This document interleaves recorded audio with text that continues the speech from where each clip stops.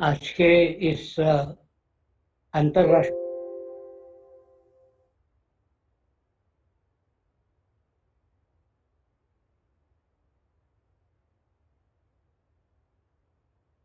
अध्यक्ष आदरणीय श्री गिरधर मालवी जी, मुख्य अतिथि श्री धीरेन्द्र पाल सिंह जी, विशिष्ट वक्ता Shri Kamlesh Jha ji,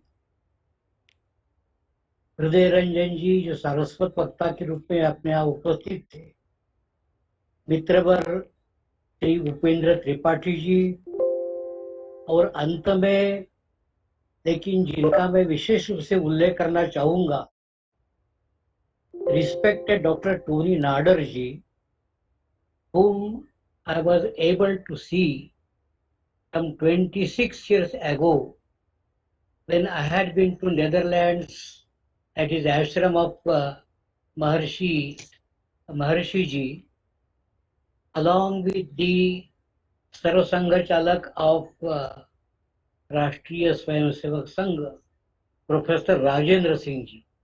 In fact, Dr. Nadar may not remember this thing because I remember the year very much because that was the year when Professor Rajendra Singh Rajya was in UK. That was 1995 to be exact, in April or so. And we together had been to Maharshi's ashram and we had a good satsanga with Dr. Todi Nadarji. In fact, he also gave a book written by himself to Rajju Bhaiya. So I was very happy to hear him, to listen to him, and his very words of wisdom at this very important seminar organized by the Kashi Hindu Vishwavidyalaya. In fact, that was my special privilege also. Also, along with Acharya Atriji, I met him some 3 years back in UK when there was some function of the Hindu Swayamsevak Sangh. I don't know whether Atriji remembers me or not, but I remember both Dr. Nadarji, Atriji, and also Raja Louis ji. I met him some couple of years back when he came to, if I am not wrong, he came to Nagpur to meet Professor Dr. Mohanji Bhagwat at the Nagpur Karyalaya. Anyway, it was most appropriate. ये तो बहुत अच्छा था कि आज ये योग विषय में जो चर्चा का आयोजन हुआ है और वो भी अंतर्राष्ट्रीय योग दिवस के उपलक्ष्य में, यह तो बड़ा ही एक समीचीन और योग्य ऐसा काम है, परंतु जिस पर चर्चा हो रही है उस योग शब्द का बड़े व्यापक अर्थ में प्रयोग होता है, यह हम सब जानते हैं। भिन्न भिन्न स्तरों पर इसकी भिन्न प्रकार की व्याप्ति भी है। लोग अपने अपने जो उनकी समझ है, जो उनका अधिकार है, उस अधिकार के आधार पर और उसको समझने का प्रयास भी करते हैं और अपना वक्तव्य भी उसी दृष्टि से देखते भी है। उदाहरणार्थ थोड़ा सा जो जानकार लोग हैं वो तो समझते ही है कि कर्म योग, भक्ति योग, ज्ञान योग, इसमें भी जो योग का अंतर है, योग शब्द का जो वहां पर उल्लेख है, तो परमेश्वर प्राप्ति के संबंध में जो मार्ग है, उस मार्ग में से ये सब 3 प्रकार के मुख्य और कभी कभी राजयोग का भी उल्लेख होता है। हालांकि हम सब जानते हैं कि जो अष्टांग योग है वह भी राजयोग का ही अवश्य भी है। साधारणतः थोड़े से अधिक जानकारी में परिभाषा में जो जाते हैं वो भी योग की विभिन्न प्रकार की परिभाषाएं जब सामने आती है तो उसकी चर्चा भी बड़े विस्तृत रूप से कर सकते हैं। जैसे अभी शायद प्रोफेसर हृदय रंजन शर्मा जी की इसमें आया भी था कि योगश्चित्त वृत्ति निरोधा, यह भी एक व्याख्या है योगा कर्म कौशलम, यह द्वितीय अध्याय में बड़ा प्रसिद्ध श्लोक भी है। समत्वम योग उच्यते, यह भी दूसरे अध्याय में गीता में उल्लेख किया हुआ है। तो ये अनेक प्रकार के उसके अर्थ या अर्थ तो परस्पर विरोधी न होते हुए भी उसकी व्याप्ति बड़ी विस्तृत रूप में हो सकती है। इसके साथ साथ ही जैसे हृदय रंजन शर्मा जी ने और वैदिक शब्द जोड़ने से जो संकेत किया है कि उसके कारण से भी उसकी एक दिशा ऐसी तय हो जाती है। वेद अपने यहाँ पर बड़ी एक हमारी भारतीय की एक श्रेष्ठ ज्ञान राशि है, और भारत शब्द में ही भारत अर्थात जो ज्ञान में अवगाहन करते हैं, ऐसा वह भारत है। इसलिए इस ज्ञान राशि में अवगाहन करना ये तो बड़ा सामान्य रूप से एक समीचीन योग ही है, ऐसा मैं मानता हूँ। इस दृष्टि से भी इस आज की चर्चा का आयोजन ये बड़ा योग्य ऐसा मुझे लगता है। परंतु सामान्य व्यक्ति के लिए ये योग कुछ पूछा, और विशेष रूप से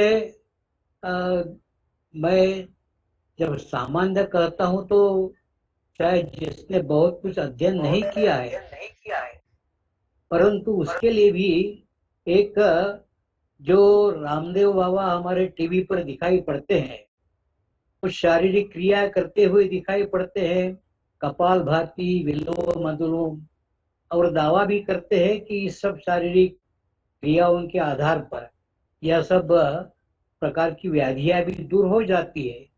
तो साधारण व्यक्ति भी इसी को एक प्रकार से योग मानता है, और उसके इस मानने में कोई बहुत और गलती है ऐसा मैं नहीं मानता। कुछ लोग उसको शायद आजकल के सर्वसामान्य वातावरण में योग शब्द को भी योगा कहने की एक पद्धति चल पड़ी है। अशोक को अशोका कहना, योग को योगा कहना वास्तव में यह संस्कृत की दृष्टि से बड़ा शुद्ध तो नहीं है, परंतु वह इतना अधिक प्रचलित हो गया है कि योग तो शायद लोग कम ही उच्चार करते हैं, उसके स्थान पर योगा कहना, और विशेष रूप से शायद जब दूसरी भाषा का प्रयोग करेंगे तो योगा यह स्वाभाविकता निकल जाता है। वास्तव में वह शब्द योग है, हम यह सब हम समझ। परंतु ये सब जितनी भी बातें मैंने अभी उल्लेख की हुई है, तो ऐसा लगता है कि जैसे हाथी और उसको टटोलने वाले जो चक्षुहीन ऐसे व्यक्ति थे, तो हर एक ने अपने अपने दृष्टिकोण से हाथी का जो स्पर्श किया उसको वर्णन तो किया उसका, परंतु हमको सबको पता है वह कहानी बड़ी पुरानी कहानी भी है, परंतु उससे संपूर्ण हाथी का ऐसा स्वरूप सामने नहीं आता। वह तो एक प्रकार से उसका एक अंश ही अपने सामने आता है। जो व्यक्ति संपूर्ण हाथी को देख सकता है वही वास्तव में और यह समझ भी लेता है कि जो वर्णन किया हुआ है वह सही वर्णन है, परंतु वह थोड़ा सा एक अंश का वर्णन हुआ है। यानी संस्कृत भाषा को जैसे अंश का उदाहरण देना हो तो संस्कृत भाषा यानी पूजा पाठ वाली भाषा, आयुर्वेद यानी केवल जड़ी बूटी लिखाने वाली या खिलाने वाली चिकित्सा पद्धति, गीता यानी एक लड़ाई करवाने वाला ग्रंथ, इस प्रकार की जैसे किसी की कल्पना होना बड़ा ठीक नहीं होगा। तो वैसे ही योग शब्द का अपने अपनी जगह पर सही अर्थ है। हम लोग किस समाज में और किस वर्ग में उसकी चर्चा करते हैं उस पर एक निर्भर भी है। साधारणतः मैं कुछ जो चर्चा थोड़ा सा करूंगा वह तो जो अपने पोखरीवाल जी के आरंभ के एक संकेत में जिसका उल्लेख हुआ है, और विशेष रूप से विदेश में इस समय जो योग की चर्चा चल पड़ी है, थोड़ा सा उसी के संबंध में कुछ बातें मैं आपके सामने यहाँ पर रखना चाहूंगा। मैं चाहता हूँ कि योग, मैं समझता हूँ कि बड़ा भारी एक हमारा बल स्थान है, और जिसको अंग्रेजी में आजकल एक सॉफ्ट पावर के रूप में देखा जाता है। यानी ऐसी कुछ चीजें कि जिसके कारण भारत का, और यह भारत सबका आदर प्रिय ऐसा व्यक्ति वह देश वैसे बना हुआ है, सबसे आदर प्राप्त करता है। और वह ये जो बल स्थान है, जैसे उदाहरण के लिए उदाहरण के उल्लेख ही करना चाहूंगा मैं कि ऐसे अपने संगीत है, आयुर्वेद है, संस्कृत भाषा है, हमारी गीता है, ये सब मिलाकर के जो हमारी जीवन दृष्टि है, वह जो वास्तव में विश्व को एक सफल और सार्थक जीवन की ओर ले जाती है, ये सब हमारे बल स्थान है। वर्तमान में यह योग एक बहुत बड़ा, और उसको शायद सॉफ्ट पावर न कहते हुए एक उसको योग्य शक्ति के रूप में ही उसको देखा जाए, ऐसे मुझे लगता है। वास्तव में लोग उसको केवल एक शारीरिक स्वास्थ्य के रूप में देखते भी है, स्वस्थ और निरोगी जीवन की ओर इंगित करते हैं। उसके कारण ही वह विश्व उस तरफ आकर्षित हो रहा है और हुआ भी है। परंतु विश्व के दृष्टि में देखा जाए तो राष्ट्र संघ में जिसका उल्लेख भी हुआ था कि अभी 21 जून को जो अंतर्राष्ट्रीय योग दिवस के रूप में मान्यता दी गई है, वह एक अपने लिए बहुत आनंद का भी अवसर है। उल्लेख हुआ था पोखरियाल जी के भाषण में कि 27 सितंबर 2014 में नरेंद्र मोदी जी अपने प्रधानमंत्री थे, उनका राष्ट्र संघ में और जो पहला भाषण हुआ था, उस समय उन्होंने यह 21 जून को जो उत्तर गोलार्ध का सबसे बड़ा दिन है, उसको योग दिवस के रूप में मान्यता देनी चाहिए, ऐसा प्रस्ताव रखा था। और फिर बाद में 11 दिसंबर को 2014 में ही जो राष्ट्र संघ में अपने स्थायी प्रतिनिधि थे श्री अशोक मुखर्जी, उन्होंने अधिकृत प्रस्ताव इस रूप में रखा और 175 देशों में इसका अनुमोदन किया। वास्तव में उस समय संपूर्ण यह राष्ट्र संघ की संख्या वह 192 या 193 थी, तो उसमें से 175 देशों में अनुमोदन करना, यानी इस प्रकार से सर्वसम्मति से ही मानो वह प्रस्ताव पास हो गया है, ऐसा बड़ा एक आनंद का विषय हम सबके लिए है। 6 महाद्वीपों में, यानी उत्तर अमेरिका, दक्षिण America, Europe, Asia, Africa, Australia में करोड़ों लोग इस समय, और जिसमें बाल है, युवा है, प्रौढ़, महिला, पुरुष, केवल खिलाड़ी नहीं तो कलाकार और राजनीतिक लोग, ये सब प्रकार से और इसके साथ जुड़े हुए हैं। कई देशों में तो उसके साथ अपनी स्थानीय चीजों को भी जोड़ के रखा हुआ है। अभी सभी साधारणतः जानते भी हैं, नाडर जी के भाषण में ही आया था कि अष्टांग योग का यह 1/8वां हिस्सा, यानी आसन, इसी को सामान्यतः पूरा योग माना जाता है। और कुछ लोग थोड़ा सा आगे, यानी प्राणायाम, यम नियम आदि अन्य अंगों का भी अभ्यास कुछ लोग करते हैं। और उसके लिए भारत के जो विभिन्न स्कूल है, कई अयंगार स्कूल है, बिहार का मुंगेर का वह एक दूसरा स्कूल है, बंगलोर का प्रशांति कुटीर है, आदि के द्वारा कुछ छोटे मोटे अंतर से, लेकिन वही पतंजलि के द्वारा जो जिसका आविर्भाव हुआ।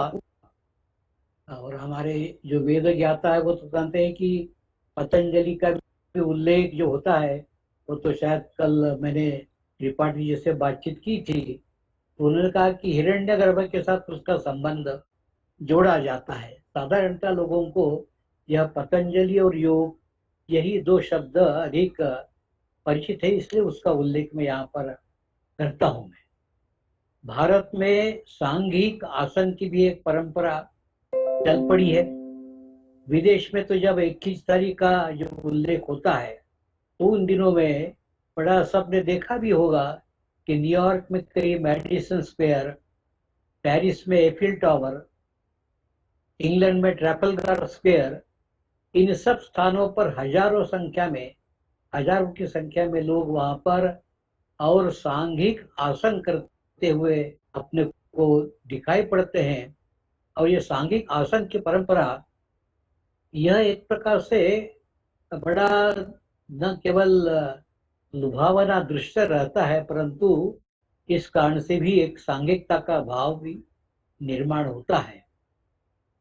सांघिक आसन की परंपरा में ही यह सब आसनों को लेकर के जो एक सूर्य नमस्कार का प्रचलन चल पड़ा है, वह भी इस समय भारत में और जहाँ जहाँ संभव है वहाँ पर भारत के बाहर भी, क्योंकि मैं जानता हूँ वहाँ पर और हिंदू स्वयंसेवक संघ का काम अनेक देशों में चलता है।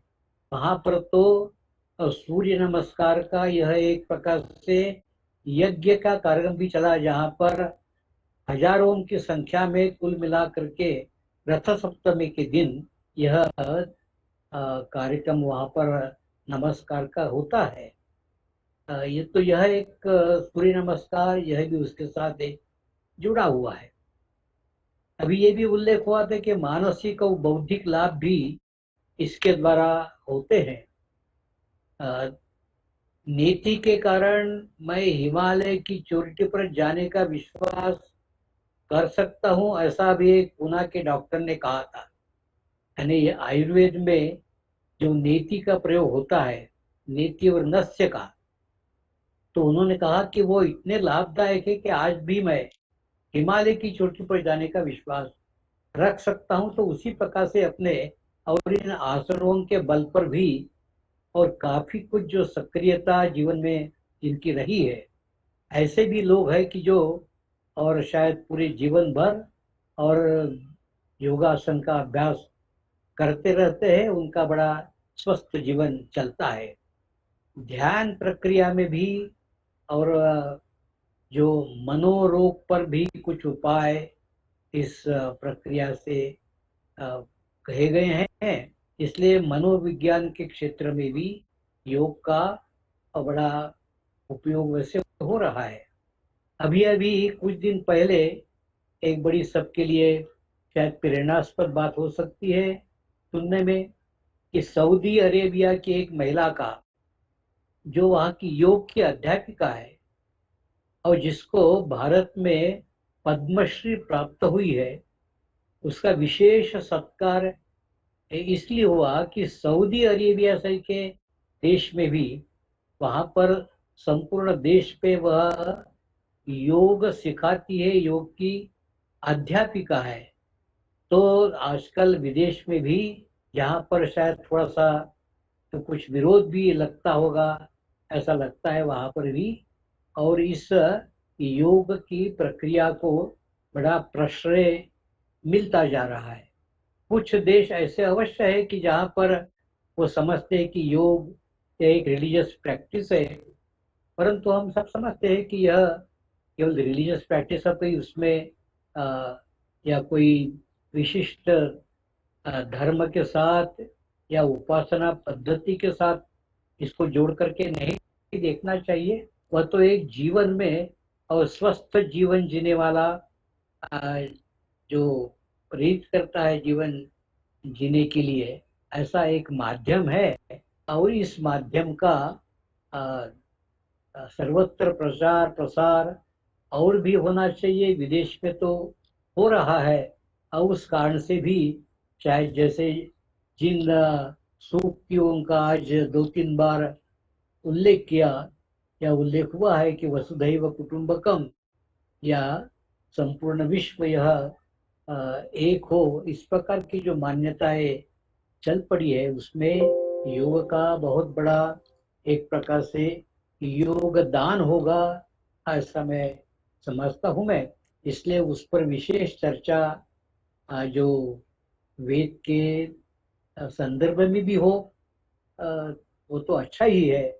मैंने केवल एक सामान्य व्यक्ति और आजकल की भाषा में जिसको वह योग का स्वरूप जानता है, देखता है, उसी के अर्थ में, और विशेष रूप से भारत में वो जो एक बलस्थान भारत के लिए बन पड़ा है, तो उसकी थोड़ी सी चर्चा मैंने यहाँ पर की है। जो यहाँ पर उपस्थित बंधु है, उन सबको एक बार पुनश्च प्रणाम करता हुआ अपनी बात में समाप्त करता हूँ। धन्यवाद, नमस्कार।